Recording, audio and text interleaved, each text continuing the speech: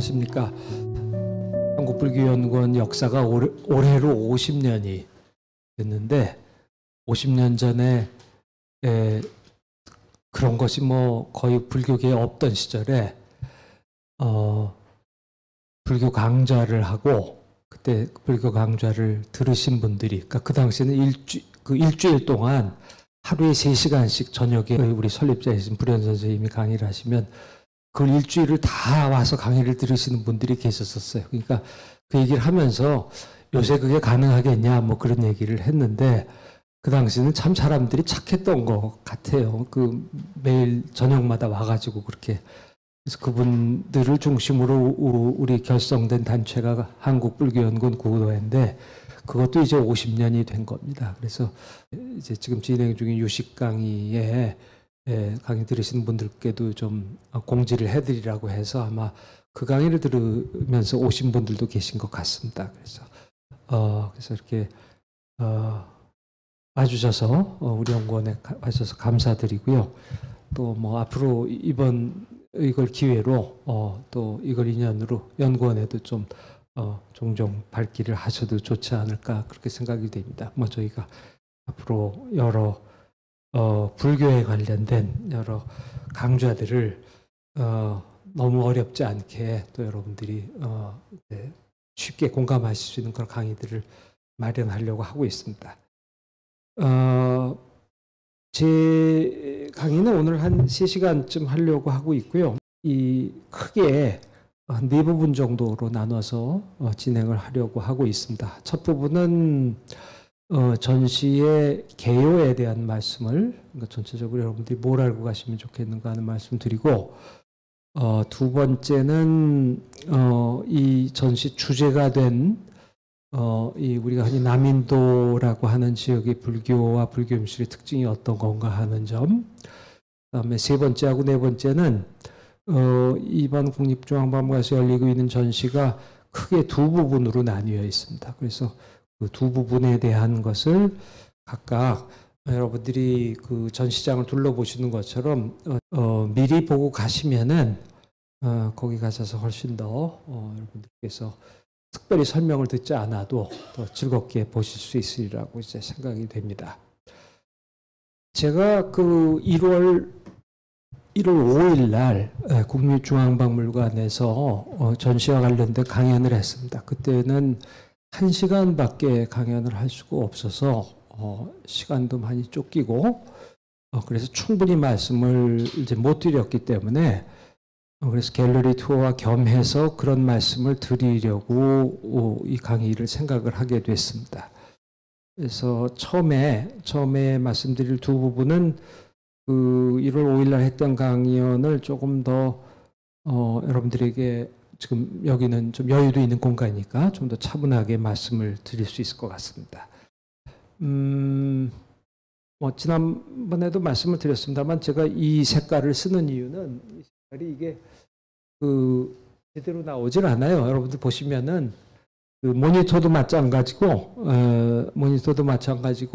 또 이런 스크린도 마찬가지고 그 색깔이 다 제각각입니다. 근데 제가 원하는 색깔은 이거보다 조금 더 화려한 빛깔이고요. 이게 인도의 사프롱 색깔이라고 해서 인도의 향신료 색깔이기도 하지만 염료이기도 하고 그 보통 인도를 나타내는 색깔로 이야기되는 거죠. 그래서 인도의 종교인들이 입었던 옷이기도 하고 우리나라 동남아시아 같은 승려들도 이제 이런 색깔의 옷을 입고요. 그러니까 원래 그 이제 불교 경제에서 얘기하는 그 가사에 해당되는 옷이 이런 색깔이었던 겁니다. 그래서 제가 이 색깔을 인도를 대표하는 색깔로 흔히 이렇게 강의에 쓰고 있는데 제가 뭐 이렇게 화려한 것을 좋아해서가 이거 사실 이거보다 더 빨간 좀 붉은 빛이 도는 색깔을 원했는데 그런 것이 아니고 제가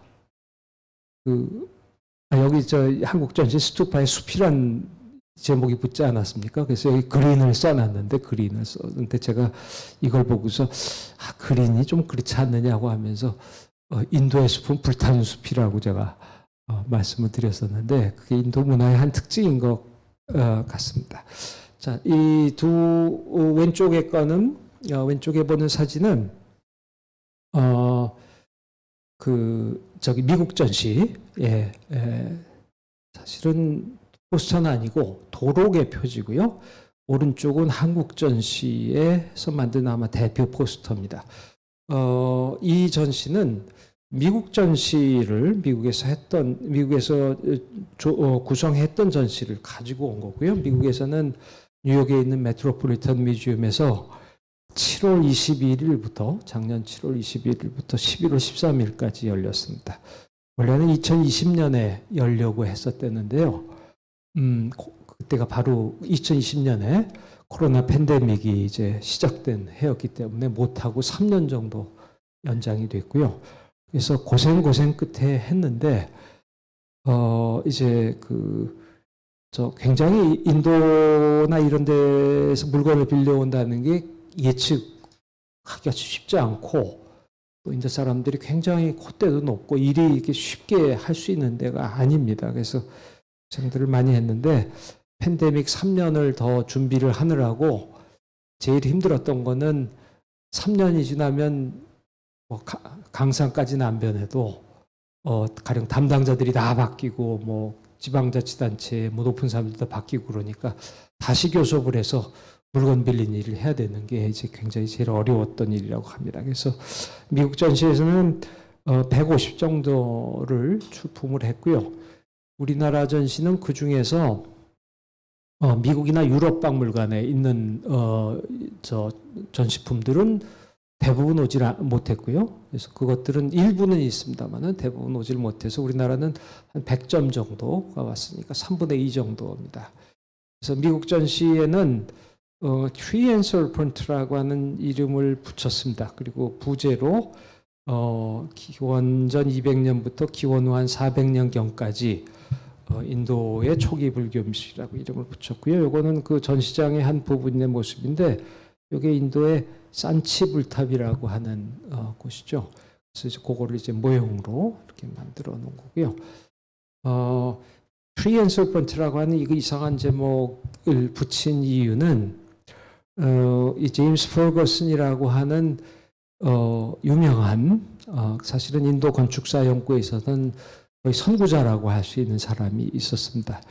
19세기에 1873년에 Tree and Serpent이라고 하는 책을 썼고 그 다음에 인도 건축사를 최초로 썼던 사람인데 이 사람이 이제 여기 책의 제목에서 부제를 보시면 아시겠습니다만 산치라고 하는 것도 있고 아마라바티라고 하는 이제 이름도 붙어 있는데 산치는 유명한 불탑이 있는 것이고 아마라바티는 이번 전시의 대상이 된 남인도에서 가장 유명한 불교 유적이라고 할 수가 있습니다.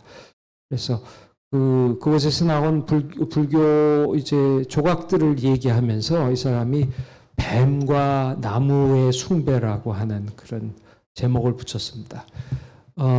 그래서 이 사람 눈에는 이 불교 불탑 유적에서 맨 나무하고 뱀만 보인다. 결국 그런 생각을 반영한 건데요. 이 사람이 당시까지 아직 불교에 대해서 그렇게 넓고 깊은 이해가 있었던 것이 아니고요. 그건 이 사람이 이제 식민지 시대 건축사 학자였던 점도 있지만 19세기에 비로소 불교라고 하는 것이 발견되고 있었다고 할 수가 있거든요. 근대적으로.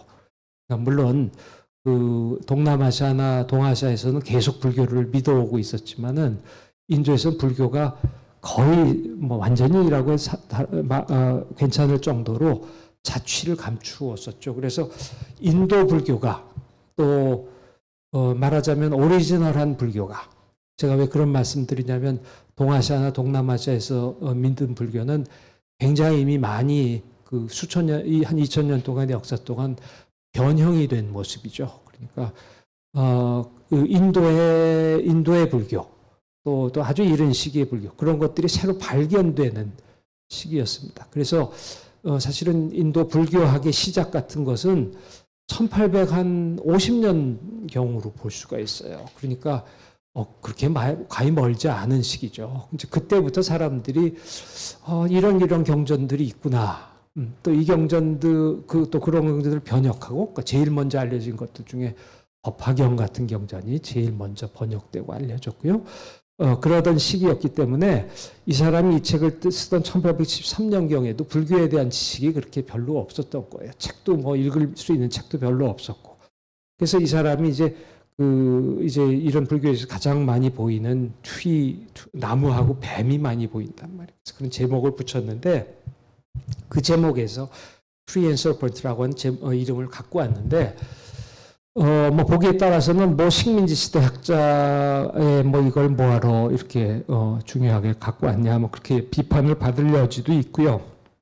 그렇지만 어떤 면에서는 그냥 하나의 상징적인 키워드로 광고 카피에 쓰는 것처럼 그렇게 따온 거라고도 할 수가 있습니다. 그리고 여러분 오른쪽에 그 책 표지에 보시면은 뱀이 정말 아주 제가 인도의 숲을 불탄다고 했는데 인도의 뱀도 정말 이 생명력의 느낌이 굉장히 강하게 그렇게 느껴지죠. 뱀을 정말 이제 이게 인도 사람들하고 동아시아 사람의 인식이 다른 거죠. 동아시아 사람들은 뱀을 아주 안 좋은 걸로 이제 상스럽지 않은 것으로 생각하니까 인도의 뱀은 나가라고 불렸는데 그것을 용이라고 바꿔 부르게 되지 않았습니까? 그래서 근데 인도 사람들의 이 상징적인 생각에서는 좀 생각이 좀 달랐거든요. 그래서 자, 그 맥락은 이제 뒤에 다시 말씀을 드리겠습니다. 자, 그리고 근데 그래서 이 전시는 사실은 남인도를 중심으로 했어요. 남인도라고 하는 것은 제가 아까 남인도의 대표적인 유적이 여기 오른쪽 아래 보시는 아마라바티 같은 곳인데 이 불탑이 이렇게 생겼습니다. 이것이 중심인데 사실은 이거를 하려고 했는데 이것만 가지고서는 전시를 이렇게 다양한 얘기로 균형 있게 꾸미기가 좀 어려웠던 거예요. 그래서 여기와 관련된 초기 불교 미술의 다른 유적의 작품들도 갖다가 함께 구성을 한 거죠. 그래서 여기 오른쪽 위쪽에 보는 건 이 산치불탑은 남인도 영역에 해당되는 것은 아닌데 이제 이 모형도 그래서 만든 거고요. 그래서 제목에도 이 전시회 제목에도 남인도라는 얘기는 들어가지 않았는데 사실 중심은 거기에 있고 이걸 담당한 큐레이터가 쓴 서문에서도 서설적인 글에서도 그걸 강조해서 얘기하고 있습니다. 남인도 불교 미술이 왜 의미가 있는가에 대해서 우리나라에서는 그것을 100점 정도를 받아가지고 이 박물관 전시과의 큐레이터들이 새로 구성을 했습니다. 그래서 이름을 스투파의 숲이라고 붙였는데 이게 뭐 저는 썩 좋은 이름인가 하는 좀 들으면 좀 이게 말이 되나 하는 생각을 좀 했어요. 근데 이 박물관 직원들은 이것을 일종의 숲이라고 하는 두 개의 부분을 숲이라고 붙였더라고요. 즉 숲이란 그런 개념으로 이걸 꾸미려고 했던 것 같고 또 한 부분은 이렇게 초록색을 써서 마치 숲처럼 이렇게 만들기도 하고 그렇게 했죠. 그렇게 하고 작품들도 재구성을 했습니다. 100점 정도를 가지고. 그래서 원래 전시 의도하고는 좀 다른 식으로 구성이 됐는데 제가 뭐 제 마음에 이렇게 썩 잘 들지는 않는데 그건 아마 제가 전문가의 눈으로 보니까 그럴 테고 근데 이렇게 인도나 불교를 잘 모르시는 분들이 굉장히 어려울 수도 있는 주제를 가서 좀 친근하게 바라보고 또 이런 작품들을 즐길 수 있고 그렇게 하는 데는 굉장히 도움이 되게 그런 영상미 같은 것들을 추가해서 전시를 꾸몄다고 생각이 됩니다. 그래서 제가 뭐 얘기 들으니까 뭐 보고 굉장히 좋았다 그러는 분들이 많이 있더라고요. 그래서 근데 미국 전시는 그에 비해서 굉장히 너무 학술적이었다. 이제 그런 비판을 받기도 했고요. 그래서 지금 이런 식으로 지금 전시장이 꾸며져 있습니다. 자, 그럼 여기서 전시는 이런 식으로 이제 시작이 돼서 4월 달까지 지금 하고 있으니까 시간이 굉장히 많이 남았죠. 그러니까 여러분들 보시고 또 저 오늘 강의 들으시고 또 가서 보시고 그러면 좋을 것 같습니다. 첫 번째 얘기는 남인도라고 제가 말씀드렸는데 남인도는 어디인가에 대한 얘기입니다. 그래서 여기와 관련돼서는 이제 비슷한 이제 지역을 얘기하는 데서 개념으로 남인도란 말도 있고 데칸이란 말도 있고 dakshinapatta라는 인도 말도 있고 dakshinapatta는 dakshina가 남쪽이란 말이고 patta는 길이란 소리거든요. 영어에 path라고 하는 단어가 있잖아요. 그러니까 이게 인도 유로피언 언어니까 다 통해서 그런데 남쪽 길이라고 하는 게 남쪽 길이고 남쪽 길의 지역을 가리키는 말이기도 하고요. 또 다른 요소의 관점에서는 이곳이 남쪽에 있는 크리슈나강과 크리슈나강이 여기 아래쪽에 크리슈나강과 위쪽에 있는 고다와리강 사이에 있는 여기가 이제 중심이 되는 곳이기도 하고 또 인도의 오늘날 행정구역으로 보면은 안드라프라데시라고 하는 주가 있고 안드라프라데시라고 하는 주가 있고 그다음에 그 위쪽에 북쪽으로 텔랑가나라고 하는 주가 있고 또 여기 서쪽에 가르나타카라고 하는 주가 있고 이제 이런 곳들이 여기에 해당이 되는 곳이라고 할 수가 있습니다. 자, 먼저 남인도하고 북인도라고 하는 것에 대해서 말씀을 드릴게요. 제가 이 이야기를 드려야겠다고 생각을 한 이유는 저는 제가 생각하는 남인도대로 도록에 들어간 글은 아마 남인도의 불교와 불교 미술 그런 식으로 아마 제가 제목을 붙였을 거예요. 그런데 이거 기자 간담회 같은 걸 할 때 언론 간담회를 할 때 어떤 기자분 중에 한 분이 왜 남인도 전시를 하필 하느냐라고 뭐 좀 따져 물은 모양입니다. 그래서 이제 뭐 북인도도 잘 모르는데 무슨 남인도를 하느냐 뭐 그런 식으로 얘기를 했다 그래서 이게 제가 생각하는 거하고 이제 일반인들은 물론 이제 그 질문도 말이 안 되는 질문이지만 북인도 모른다고 남인도 뭐 좀 이상한 질문이죠. 근데 방반 직원들이 얼마나 답변을 잘했는지 모르겠는데 제가 생각하는 것과 이제 일반인들이 생각하는 게 조금 다를 것 같아서 남인도에 대한 설명을 조금 드려야 될 것 같고요. 거기와 관련해서 이제 dakshinapatta 뭐 그런 얘기들을 말씀드려야 됩니다. 이제 이렇게 불교사에서 인도를 얘기할 때 저는 그러니까 보통 뭐 이런 지역을 남인도라고 얘기한다면 여기가 북인도라고 이제 생각을 하실지 모르겠어요. 일반적으로 그렇게 얘기를 하는데 저는 이 지역을 절대로 북인도라고 얘기를 하지 않습니다. 왜 그러냐면 역사적으로 남인도 북인도 개념은 인도를 더 여러 조각으로 설명할 때 나온 개념이거든요. 그러니까 남쪽 북쪽 우리는 뭐 남한 북한도 있으니까 남쪽 북쪽 생각하실지 모르겠습니다만은 그런 개념이 아니라는 말씀이에요. 이제 인도가 워낙 큰 땅이니까 인도가 거의 유럽에 비견될 정도로 큰 땅이니까 예전 과거부터 역사 속에서 인도를 여러 조각으로 나누는 관습들이 있었어요. 3조각으로 나눠서 얘기를 하기도 하고 어떤 경우는 9조각으로 나눠서 얘기도 하고 근데 우리에게 가장 잘 알려진 것은 5조각으로 나눠서 얘기를 하는 겁니다.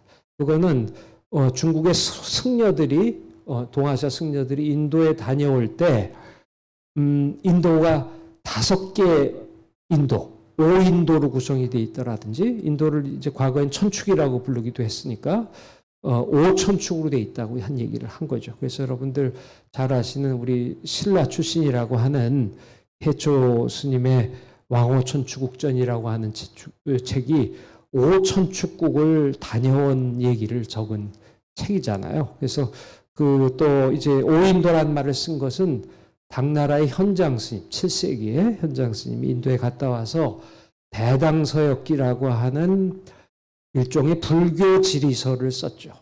불교 지리서를 썼는데 거기서 북인도, 중인도, 동인도, 서인도, 남인도 그런 식으로 지역적으로 얘기를 하고 있어요. 그래서 5개 인도를 얘기하고 있는 겁니다. 그래서 그 개념으로서 남인도란 말이에요. 그러니까 제가 왜 남인도란 말을 북인도와 대비로 설명하지 않는지를 아실 거예요. 그리고 현장 스님의 책에서 이게 현장 스님의 그 여행 루트를 나타낸 일본 사람 번역 책에 나온 지도인데 거기에 따라서 분류를 해보면 여기 파랗게 칠한 부분이 북인도고요. 요건 어디냐면은 지금의 파키스탄과 아프가니스탄 동쪽과 그 다음에 인도 가장 서북쪽 끝, 그 지역이 북인도에 해당되는 거고요. 겐지스강 지역에 여러분들이 아마 북인도라고 하실 만한 지역은 중인도라고 부르고 있어요. 여기 노랗게 되어 있는 게 중인도고, 그 다음에 여기 가장 동쪽 끝에 보라색으로 되어 있는 것이 동인도고요. 그 다음에 남쪽에 이 부분에 이것도 제가 노랗다고 그랬는데, 노랗게 하이라이트 되어 있는 부분이 여기가 남인도인 겁니다. 그리고 여기 녹색으로 되어 있는 것이 서인도라고 하는 거예요. 그러니까 이제 제가 얘기한 남인도는 이 가장 아래쪽에 있는 이 부분이고 5개 인도 중에 한 부분으로서 남인도를 말씀을 드리는 겁니다. 그런데 그 불교, 지금 우리가 얘기한 한 400년경까지 불교 시대에는 이 아래쪽까지는, 인도 아주 아래쪽까지는 불교가 그렇게 크게 퍼져서 불교가 이렇게 융성하지 못했고요. 지금 얘기한 남인도는 한 요 정도까지. 요 정도까지가 남인도라는 것이고, 이번 전시에서도 주로 중심이 되는 남인도라고 하는 게 요 지역이에요. 자, 그러니까 여러분들이 남인도가 뭔가 하는 건 이제 대충 이제 개념이 아마 다 들어오셨을 것 같아요. 닥시나파타하고 우타라파타 얘기는, 이거 닥시나파타는 남쪽 길이라는 소리고, 우타라파타는 북쪽 길 혹은 위쪽 길이라는 소리인데, 이것도 한 5개 조각으로 나눌 때 나오는 얘기고요. 그래서 남인도하고 비슷한 개념이라고 생각하시면 됩니다. 이 이야기는 근데 길에 대한 얘기이기 때문에 다시 뒤에 말씀드리고요.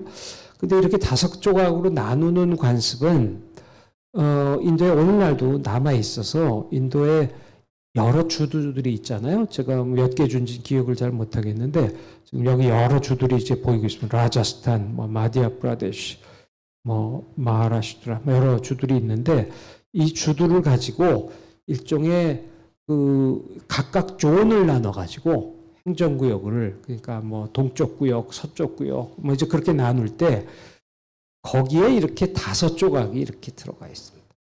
근데 이게 6개 구역이 되어 있는 건 여기 가장 동쪽에 아셈주라든지 그런데 한 조각이 더 들어가서 6개가 된 것이죠. 그러니까 예전에 5인도를 꼽던 개념이 오늘날 현대 인도에도 이렇게 살아있는 걸 여러분들이 이제 아실 수가 있을 것 같아요.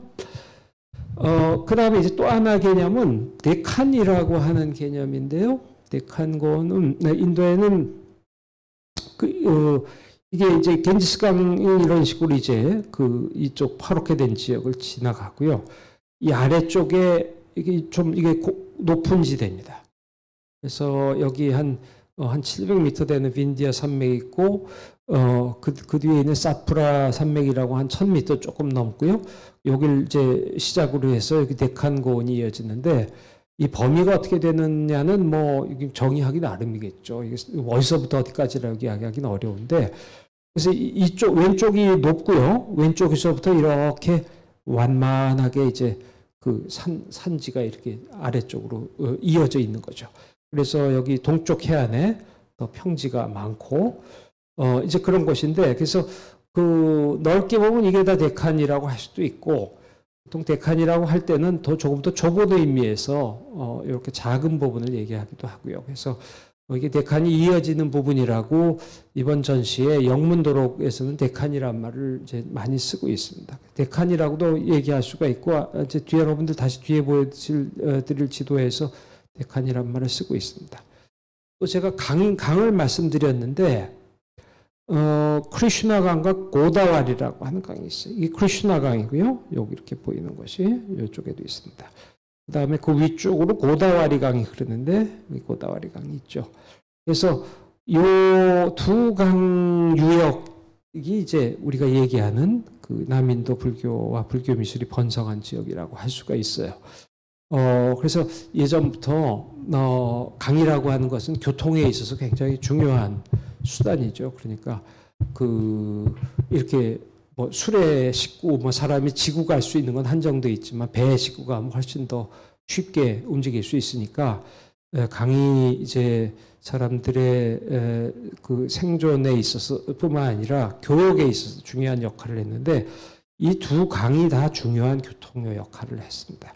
그래서 이 지역에서는 이 강이 교역에 있어서 중요한 역할을 했던 것도 이 지역이 번성하게 된 큰 요인이 된 것이고요. 그래서 아까 제가 dakshinapatta하고 uttarapatta, 남쪽 길하고 북쪽 길을 말씀드렸는데, 보통 남쪽 길을 얘기할 때는 고다와리 강이나 크리슈나 강 유역 쪽에서 이렇게 해서 북쪽으로 올라가는 길이 있었어요. 이 길을 남쪽 길이라고 부른 거고요. 여기 노랗게 되어 있는 거. 그 다음에 여기 겐지스강 중류에서 지금 인더스강 상류 쪽으로 해서 서쪽으로 나가는 길. 그 길을 북쪽 길이라고 불렀고요. 그래서 이건 원래 이런 데 쓰던 개념입니다. 그래서 이렇게 여러분들이 이제 아시면 좋을 것 같은데, 제가 이 이야기를 이렇게 제 강에서 썼던 거는 국립박물관에서 강의할 때 제 앞서서 강의했던 이 메트로폴리탄 큐레이터가 뭐 데카니니 dakshinapatta니 그런 말들을 자꾸 쓰길래 제가 그 말을 좀 설명을 해드릴 필요가 있어서 그 말씀을 드렸었습니다. 그 다음에 그래서 이 강이 교류에 굉장히 중요했다고 말씀드렸죠. 그래서 데칸고원이 이렇게 있으니까 인도의 주된 항구는 주로 동쪽 해안에 많이 있어요. 자, 이게 보면은 메이저 포텐 타운들이라고 여기다 항구들이고요. 저 동그라미 되어 있는 표시가. 그 다음에 요쪽은 요 정도의 항구들이 많았고요. 이 아래쪽은 그렇게 많지 않고. 그래서, 서쪽에서 오는 배들이 대체로 여기에 닷을 내렸던 거예요. 혹은 강을 따라 올라가든지. 이게 크리슈나 강이고, 이 고다와리 강이고. 그래서 아까 그 길을 말씀드린 것처럼 이 길로 와가지고 이 길을 통해서 북쪽으로 올라갈 수가 있는 거죠.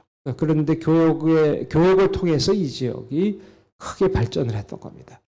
근데 제가 여기 동서교류의 현장이라고 말씀드린 이유는 인도는 서쪽과의 교류가 굉장히 컸죠. 그러니까 동쪽과는 교류가 별로 없었습니다. 뭐 경제적으로도 그렇고, 불교가 아니었으면은 그렇게 인도와 중국과의 교류는 뭐 별로 거의 없었을 거예요. 히말라야 산맥이 막 산이 있고 그래가지고, 그래서 인도는 서쪽으로 연결되어 있는, 서쪽과 연결된 세계고, 언어도 그렇고 종족적으로도 그렇고 뭐 여러 가지 문화적으로도 그렇고 서쪽과 같이 밀접한 세계였는데, 그 서쪽은 멀리 지중해 쪽까지 이어져 있었던 거죠. 지중해라고 하는 것은 서력기원 전후는 로마가 이제 번성하던 시기였는데, 인도 이 지역이 로마 영토 밖에서 로마 화폐가 가장 많이 발견되는 곳이라고 합니다. 그래서 여기 보면은 요것들이 다 1세기부터 3세기까지 로마 화폐들이 발견된 지역을 꼽고 있는 거고요. 그래서 요 지역이 서쪽에서 오는 배들이 가장 즐겨 사용한 항구가 됐던 거예요. 그래서 이거는 인도에서 발견된 로마 화폐들을 이제 보여드리는 거고요. 자, 여러분들이 그런 것들도 염두에 두셔야 되고, 사실은 이 점도 남인도를 얘기할 때 굉장히 중요한 점 중에 하나로 꼽을 수 있는 겁니다. 그러면 이런 불교미술이 만들어지는 데 있어서 그것을 누가 만들고 누가 후원했는가, 이제 그런 문제가 있는데요. 이 불교미술의 전성기는 한 기원전 2세기부터 기원 후 한 4세기까지라고 할 수가 있는데요. 근데 우리가 보는 대부분의 것들은 한 기원 후 2세기부터 4세기 정도, 한 200년, 한 200~300년 정도 기간에 만들어진 건데요. 여기에는 사타바하나라고 하는 왕조가 등장하고요. 이 왕조는 기원전 1세기부터 기원 후 3세기까지 인도 역사에 이름을 남기고 있는 왕조입니다. 그래서 사타바하나 왕조는 상당히 기간도 길죠. 그래서 이 사람들은 상당히 넓은 영역을 지배했던 것을 이 사람들이 남긴 돌로 된 명문 같은 걸 통해서 알 수가 있어요. 제가 조금 위쪽으로 올라온 이유는 여기 보시면은 여러분 산치라고 하는 불탑액이 많이 들어보셨을 거예요. 가보신 분들도 계실지 모르겠고요. 산치 불탑에 그런 조각들이 새겨지고 뭐 굉장히 조각으로 유명한 것인데, 그것이 사타바하나 시대에 만들어졌다는 걸 알 수가 있어요. 그리고 또 저기 여러분들 이 데칸 고원 서쪽에는 불교 석굴들이 기원전 2세기부터 만들어지고 기원 2세기 정도까지 만들어졌는데 이 석굴들이 만들어지는데 가장 중요한 역할을 했던 것도 바로 사타바하나 왕조들이에요. 또 이 왕조는 이제 이 전시 중심이라는 남인도라고 하는 게 제가 요 지역이 중심이라고 그랬죠. 요 지역에 만들어진 불교 미술도 이 사람들이 가장 중요한 역할을 했습니다. 그래서 이 사람들은 이건 그 왕들을 나타내는 거라고 생각되는 부주들고요. 오른쪽에 있는 건 명문까지 있어가지고 그 사타바하나의 어떤 왕인지도 이제 알 수가 있는데 이게 바로 그 왕입니다. 그래서 근데 이 얼굴을 보시면은 얼굴이 좀 특이하잖아요. 코가 이렇게 주먹코처럼 크고 입술이 두껍고 또 눈이 이렇게 뭐 크고 이렇게 큰 것처럼 보이죠. 그러니까 확실히 남방계적인 특징들이 보이고 있는 거예요. 그래서 이거는 이번 전시에도 오른쪽 끝에 있는 거 이번 전시에도 나온 조그만 상이에요. 여러분들 가시면 눈여겨 보시기 바랍니다. 같은 인상이죠. 코도 이렇게 옆으로 퍼지게 크고 그다음에 입술도 두껍고 뭐 이제 그런 특징들이 보이는데 이게 기원 후 2세기 왕의 화폐입니다. 여기도 비슷하게 보이죠. 네. 그래서 이런데 보시는 것처럼 이 사람들이 이 종족적으로 남방계의 특징을 가지고 있었다는 것을 짐작을 할 수가 있고요. 사타바하나 왕조의 사람들이 또 실제로 제가 얘기하는 이 남인도 지역이 여기라고 이제 말씀드렸죠.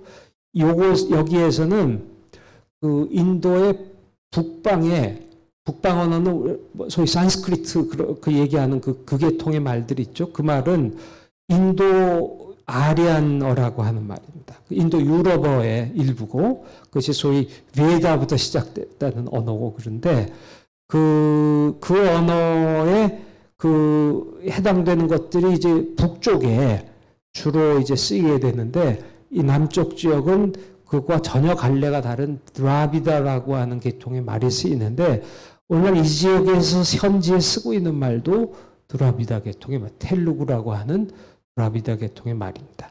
그러니까 그런 것도 이곳이 훨씬 더 남방계 종족이었다는 것을 이제 알려주고 있죠. 또 더군다나 이 앞에서는 머리카락이 이렇게 동글동글하게 이렇게 우리가 소위 부처님 머리에 뭐 나발이 있다 뭐 그렇게 하는데 곱슬머리처럼 그런 머리카락 모양이 보이죠. 그래서 이 사람들 머리카락도 이렇게 생겼으라는 것을 알 수가 있고 이건 뭐 왕의 초상이니까요. 그래서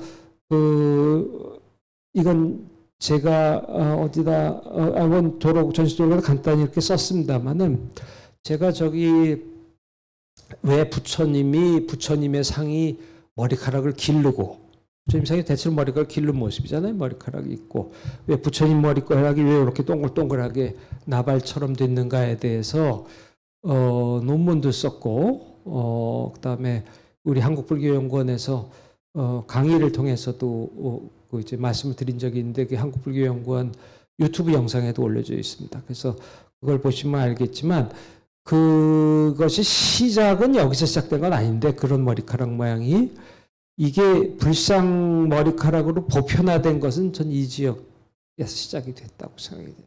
그러니까 왕의 머리카락이 이런 식이니까 아마 이런 것들이 쉽게 불상 머리카락으로 정착할 수 있었던 것 같아요. 자, 그 사람들이 사타바하나란 사람들이고 사타바하나는 기원 후 3세기 중엽쯤에 쇠퇴하고 익슈바쿠라고 하는 왕조가 100년쯤 여기를 지배하게 돼요. 그래서 이곳 미술의 가장 마지막 부분은 익슈바쿠 왕조라고 하는 이름이 붙은 왕조에서 후원을 해서 만들어지게 됐습니다. 자, 그리고 이제 제가 또 말씀드려야 될 것은 제가 원래 이 이야기를 말씀드리게 된 것은 이제 국립중앙박물관에서 강의를 할 때 그 전시과에서 이곳 미술이 다른 지역 미술과의 관계가 어떠냐 뭐 그런 것들이 좀 궁금하시지 않겠냐 그래서 그런 얘기를 좀 해달라 그래서 원래는 어떤 것인데 여러분들께도 좀 참고가 되실 것 같아서 그냥 말씀을 드리도록 하겠습니다. 인도는 제가 인도에 관한 강의를 하면 늘 인도는 대륙이라는 말로 시작을 합니다. 왜 그러냐면 그 인도를 오늘날도 서브컨티넨트라고 그러거든요. 대륙에 버금가는 곳이라고 얘기를 하는데 영어 단어의 서브컨티넨트란 말은 그 인도에 대해서만 쓰입니다. 그러니까 그 인도의 크기가 그러니까 오늘날 뭐 인도에 속하는 파키스탄이 방글라데시, 스리랑카이 다 포함한 그 크기가 유럽하고 거의 같은 크기고요. 문화적인 다양성도 뭐 유럽 전체 버금갈 정도인데 그러니까 인도의 다양한 인도가 지금 우리가 유럽에서 보는 것처럼 무슨 라틴 쪽도 있고 그 지중해 쪽에 라틴 쪽도 있고 저 북쪽에 그 바이킹 같은 사람도 있었고 또 뭐 언어적으로도 다 차이가 있고 그런 여러 개의 인도가 사실은 있었던 거죠. 그런데 그런 인도가 적어도 한 기원 5세기쯤 되면 5세기라고 하는 것은 이 전시에서 다루는 시대는 아닌데요. 5세기쯤 되면 인도의 어떤 고전 문명이 성립이 되게 돼요. 그런 요소들을 우린 고전적인 산스크리트가 보편적으로 쓰이게 된 거. 또 그런 문학이 등장하게 된 거. 그래서 고전적인 산스크리트어는 불교 경전에도 쓰이게 되죠. 그 다음에 고전적인 힌두교가 확립된 거. 그때 고전적인 힌두교가 확립이 되는데 그런 것들이 이제 말하자면 겐지스강 유역이라고 하는 것은 이 지역이 중심이 된 문명이 인도 문명의 어떤 인도 문명을 통일이라고 하면까지는 과하지만 인도 문화의 헤게모니를 이쪽 지역의 문명이 이제 중심이 되게 됐다. 그런 말씀인데요. 그렇지만 여러 개의 인도가 있었던 거예요. 그 이상의 여러 개의 인도가. 이 인도 굉장히 중요했죠. 왜 그러냐면 여기 파트나라는 곳이 있는데 또 여기 마가다라고 불렸고요. 여기가 석가모니 부처님이 활동하신 지역이고 또 파트나는 나중에 아쇼카 왕이 나오는 곳이고 아쇼카 왕은 다 많이 들어보셨죠. 그 다음에 이제 고전 문명이 형성될 때 굽타 왕조라고 하는 것이 기원 후 4, 5세기 나오는 곳도 바로 이 지역이에요. 그래서 여기를 중심으로 고전 문화가 성립이 됐지만 그 밖에 인도는 인도 서북 쪽에 있었던 간다라라고 하는 곳도 있고요. 겐지스강의 더 상류 쪽도 있고 또 이쪽 서인도도 있었고요. 또 그 아래쪽에 데카한고원 서쪽도 있었고 우리가 얘기한 남인도라고 하는 이 지역도 있었고 굉장히 여러 조각이 있었던 거예요. 근데 이런 것이 어떤 겐지스강 중류 중심으로 일종의 헤게모니가 그쪽으로 갔다는 것인데 그런 불교 미술에서도 그런 여러 개의 인도를 불교 미술에서도 볼 수가 있다고 할 수가 있는 거예요. 그래서 여러분들이 불교 미술에 조금 지식이 있으시면 인도에 대해서 지식이 있으시면 간다라라는 이름 많이 들어보셨을 테고 간다라는 지금의 파키스탄 북쪽과 아프가니스탄 동쪽 그다음에 뭐 인도 서북쪽 그런 데를 포괄하는데 뭐 대체로 탁실라부터 아프가니스탄 카불까지 그 지역을 문화적으로 얘기하고 있죠. 기원전 3세기부터 한 기원 5세기까지 이 지역의 특징은 이렇게 보시는 것처럼 서양 고전 미술 양식에 영향을 받은 그런 불교 미술이 발달했던 곳이고 여기는 다른 지역에 비해서 서쪽과 교류가 아주 많았고 또 이 지역의 주민들도 인도계도 있고 이란계도 있고 뭐 나중에 들어온 그리스계도 있고 중앙아시아계도 있고 그런 것처럼 여러 그런 문화적인 복합성이 있었기 때문에 이쪽 겐지스강 유역과는 달랐던 거예요. 그래서 간다라 미술 같은 게 번성할 수 있었던 거죠. 또 다른 지역은 마투라라고 하는 곳이 있는데요. 여기 제가 하다 보니까 조금 아래로 내려갔네요. 마투라 조금 위쪽으로 올라갔어야 됐는데 지금은 수정이 어렵겠네요. 그래서 그 마투라라고 하는 곳은 델리에서 한 200km 좀 떨어진 곳에 있는데 기원전 1세기부터 한 기원 후 5세기까지 불교 조각, 불교 미술이 번성했고요. 그러니까 기원전 1세기부터 기원 후 5세기까지는 겐지스강 유역에서 이렇다 할 조각을 만드는 곳은 마투라밖에 없었습니다. 그만큼 마투라가 굉장히 중요했던 겁니다. 그래서 그것도 미리 보시면 이런 식의 적색 사암을 써서 이제 불교 상들을 이제 만들었고요. 간다라고 마투라 많이 들어보셨을 거예요. 또 불교 미술에서 많이 얘기하는 곳이 바루트 스투바, 바루트 불탑이라고 하는 거죠. 바루트 불탑이 여기 위치하고 있는데 이게 다 중인도입니다. 이거는 있는데, 그리고 이것도 다 교통나와 관련된 거예요. 아까 말씀드린 제가 북쪽으로 올라가는 길 말씀드렸죠. 남쪽에서 남쪽 길. 바로트 불탑은 왜 많이 얘기하냐면 이 불탑의 울타리들이 그 조각이 아주 화려하게 많은 조각이 붙어 있었기 때문에 그런 겁니다. 지금 원래 불탑은 없어지고 원래 울타리 조각이 한 4분의 1 정도가 남아서 그게 인도에서 제일 먼저 만들어진, 여러분 동쪽에 가시면 옛날에 캘커타라는 도시가 있죠. 거기에 콜카타라고 지금 불리는 곳에 인도 박물관이 있는데 인도에서 가장 먼저 생긴 박물관입니다. 그래서 초기에 발견된 많은 중요한 유물들이 이곳을 갔죠. 그래서 이 박물관에 가시면 방 하나가 그 울타리의 한 4분의 1 정도가 이렇게 울타리가 서 있어요. 그 조각들을 보실 수가 있고, 그 조각들은 다 이렇게 거의 밤색에 가까운 그런 조각들로 이렇게 조각이 돼 있고, 여기 보시는 것 같은지 이런 것들이 있고요. 그래서 기원전 100년경에 좋은 조각을 보셔서 중요해요. 그 다음에 산치대탑이 있는데 조금 내려, 이것도 역시 중인도고 사타바하나가 여기까지 지배는 했지만은 여기에 불탑은 원래대로 이렇게 남아있고, 또 조각들도 이 문에 주로 새겨진 조각들이 이렇게 다 잘 남아 있습니다. 그래서 이것도 많이 얘기를 하고요. 그 다음에 이제 중요한 것이 데카한고은 서쪽에 석굴 자원들이 있었어요. 마자한타라는 곳은 들어보셨고 가보신 분들도 계시겠지만, 그 밖에 뭐 적어도 한 10여 개의 곳에 중요한 석굴들이 있죠. 그래서 그것이 기원전 2세기부터 만들어지기 시작해서 기원 후 한 2세기 정도까지 이제 만들어졌는데, 제가 요거 하나하나를 말씀드리기 시작하면 너무 시간이 많이 걸릴 테고, 그래서 간단히 말씀드릴 수밖에 없는데, 그리고 그와 아울러서 꼽을 수 있는 것이 이 안드라의 불교 미술입니다. 그래서 그 이번 전시의 중심은 이 안드라의 불교 미술인데, 이것만 가지고 얘기하기엔 뭐 이렇게 좀 풍부하게 조금 미진한 점이 있기 때문에 마투라의 조각도 조금 가져왔고요. 바로트의 조각은 많이 가져왔고, 산치 조각은 거의 없습니다. 왜냐하면 산치 조각은 원래 울타리에 다 세워져 있거든요. 그러니까 이건 떼가지고 올 수가 없는 거예요. 바로트 건 다 박물관에 있고, 캘커타에 복원된 거는 다 이렇게 떼올 수가 없지만, 여러 개 박물관에 잘라진 부조들이 있는 데들이 있어요. 그래서 그것들을 빌려올 수가 있었던 거고요. 뭐 석고사원에 있는 것도 물론 가져올 수가 없었고요. 그래서 바로트께 가시면은 상당히 많이 그러니까 여기 바로트, 그다음에 마투라 거 좀 있고, 그것들이 이제 여기에 많이 이제 들어와 있습니다.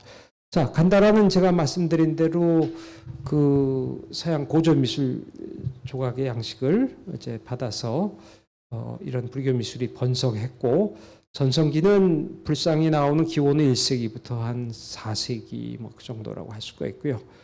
뭐 이건 다 대체로 잘 아시는 것이고, 마투라는 좀 더 인도풍이 강하다고 할 수 있는 조각 양식들을 보여주는데, 인도 사람들의 매우 독특한 사고 방식과 감각과 취향이 있는 것 같아요. 그래서 그런 것들이 이 사람들의 신화나 그 상징 같은 데도 반영이 되는데, 이 사람들은 몸을 사랑하고, 그다음에 철학적인데도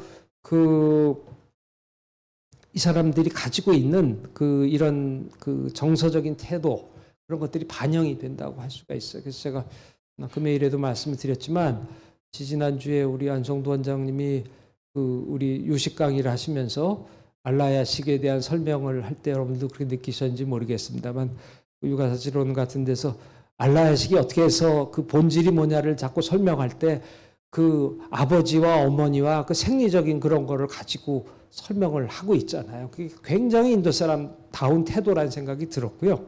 그래서 그것이 뒤에 인도 좌도 밀교 같은데 아버지와 어머니, 남녀, 뭐 성적 결합, 뭐 그런 것들이 수행해서 가는 의미, 그런 식으로 발전해 간 것이 결국은 다 연결되는 것이라고 할 수가 있고, 그것은 인도의 가장 이른 종교 성전인 베다 같은 데서 이미 느낄 수 있는 건데, 그런 것이 이제 이런 조각을 보면 굉장히 육감적이고 그런 몸에 대한 사랑 같은 것으로 드러나고 있습니다. 근데 여러분들이 약간 좀 의아하실 거는 불교상에 왜 이러냐 뭐 그렇게 생각하실 수가 있는데 그거는 불교를 믿는 사람도 인도 사람이었기 때문에 그렇다고 생각을 하셔야 되고요. 동아시아는 또 조금 다른 관습이 있었죠.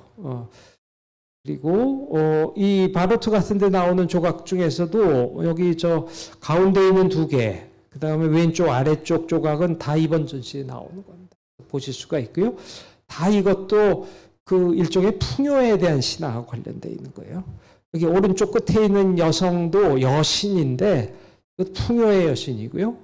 이제 이 풍요의 여신은 인도 사람들은 그러니까 제가 뭐 아버지, 어머니, 뭐 성적 결합, 뭐 그런 것들, 그런 상징들이 굉장히 중요했다고 말씀을 드렸는데, 이 불교 불탑의 모습도 알의 모습이라고 이제 얘기하고 그러거든요. 알, 자궁 그런 것들이 인도 문화 속에 늘 굉장히 중요하게 나온 상징들인데, 여성이 가지고 있는 생명을 탄생시키는 힘을 아주 신비롭고 또 숭상할 것이라고 생각을 한 거죠. 그래서 이제 그런 힌두교 종파들도 등장을 하는데, 그래서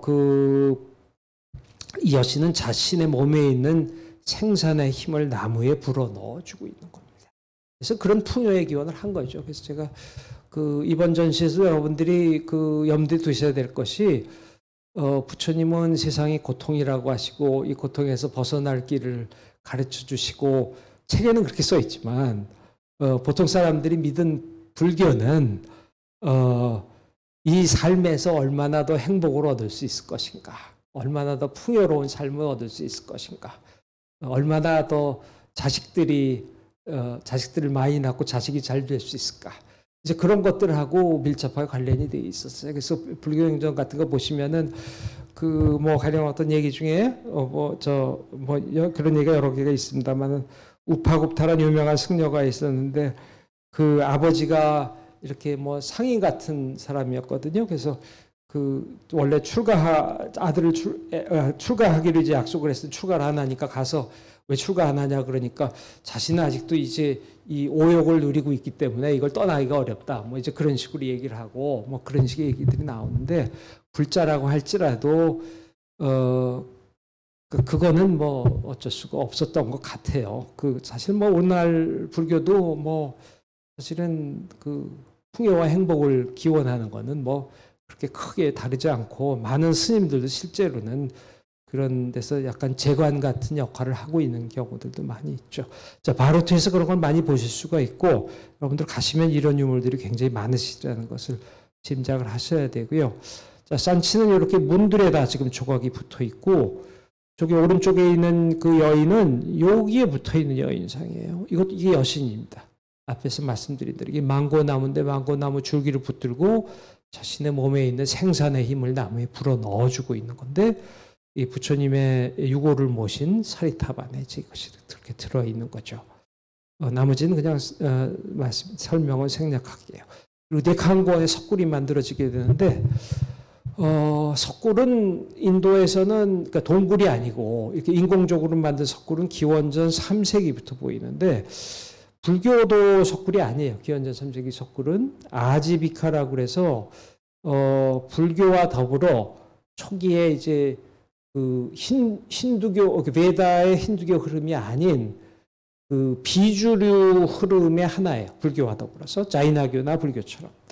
그랬는데 이 아지비카들이 만든 굴이 있고요. 불교 석굴은 기원전 2세기부터 보이기 시작하는데 이와 같이 지상에 있는 이 불당 탑이 정확히 얘기하면 불탑이든 탑당을 동굴 안에 재현한 거죠. 그리고 불교도들은 이런 식의 석굴을 굉장히 많이 만들었습니다. 그래서 인도의 불교 석굴이 한 2,000개쯤 된다 그러던가 제가 좀 숫자가 잘 기억나오지 않는데 불교가 전성기이던 시대에 석굴이 굉장히 많이 만들어졌는데 석굴이 그렇게 많이 만들어진 이유는 인도 사람들이 석굴을 굉장히 어떤 근원적이고 핵심이 되는 그런 공간이라고 생각을 했기 때문에 그렇습니다. 그래서 이 굴이라고 하는 단어가 상징적으로 어떤 가장 깊숙이 있는 핵심의 공간이라는 뜻으로 쓰이기도 한데 여러분들 그 우파니샤드, 베다 우파니샤드의 아트만이 이제 나오기 시작하는데, 우파니샤드에서 그 모든 존재에 불변하는 어떤 자아 같은 거, 그것이 있는 공간을 굴이라고 얘기하고 있어요. 그런 식으로 이제 그런 것들을 아마 그런 상징적인 의미도 이 불교도들이 굴을 중요하게 생각하는데 영향을 미친 것 같고요. 자, 오른쪽에 있는 것은 기원후 2세기 석굴인데 그 앞쪽에도 이렇게 아주 건강해 보이는 남녀 모습이 나옵니다. 그래서 이 남녀는 인도 사람들은 이런 건강한 남녀가 있는 그런 모티프가 굉장히 많이 나옵니다. 불교, 힌두교 할 거 없이 범종교적으로 많이 나오는데 인도 사람들이 이것이 굉장히 상스럽다고 생각해요. 상스럽겠죠. 뭐 남녀가 이렇게 만나서 생명체도 생기고 그러니까 이것이 삶의 근간이라고 생각을 한 거죠. 그래서 제가 지난번에도 말씀드렸지만 불교가 단순히 고통에서 벗어난 해탈을 위한 종교만도 아니고 죽은 뒤에 삶을 생각하는 종교도 아니고 굉장히 삶의 종교이기도 했다. 그런 말씀을 드렸는데요. 근데 그런 거는 이제 그 책 속에 나오는 얘기는 아니죠. 책에 나오는 불교는 책 속에 나오는 불교인 겁니다. 여러분들도 책에 나오는 불교를 오늘날 절에 가서 보는 모습하고 이렇게 얼마나 같은가 보려고 보시면 상당히 많이 다른 걸 발견하실 텐데 그런 걸 아실 수가 있을 테고요. 자, 그래서 이번 전시회는 유물 중에는 이런 여러 개의 것 중에 마투라 유물이 조금 있고 바로투 유물이 상당히 많고 그다음에 여기 남인도 쪽에 유물들이 이제 보이고 있습니다. 자, 그래서 그 지역적으로 다시 한번 여러분들 어디가 나오는가 보면은 여기 유물들이 제일 많은 거고 유물들이요. 여기 남인도 이렇게가 남인도입니다. 여기 지도에 보시면 여기 이제 데칸이란 말을 쓰고 있죠. 자, 이렇게 돼 있고 그 다음에 위쪽으로 바로투가 여기 있고요. 어딘지 대충 아시겠죠? 그림 쪽에 머릿속에 그려보시기 바랍니다. 그리고 이게 다 중요한 교통로인데 좀 내려오면 산치라고 하는 곳이 있어요. 또 여기 사리기 중에 소나리에서 나온 사리기도 있어요. 더 내려오면은 이 길이 이제 아자한타 이쪽으로 이어져 아자한타도 있고 근데 아자한타 석굴에 있는 것들은 떼가지고 올 수가 없으니까 전시에 나오지 않았죠. 산치는 지금 불탑에 다 붙어 있으니까 떼가지고 바로투 유물이 많고요. 위쪽에 마투라 유물이 있었고 석굴들이 있고 저기 크리슈나강, 고다와리강 이 지역. 자, 여러분들이 대충 이렇게 염두에 두시기 바랍니다.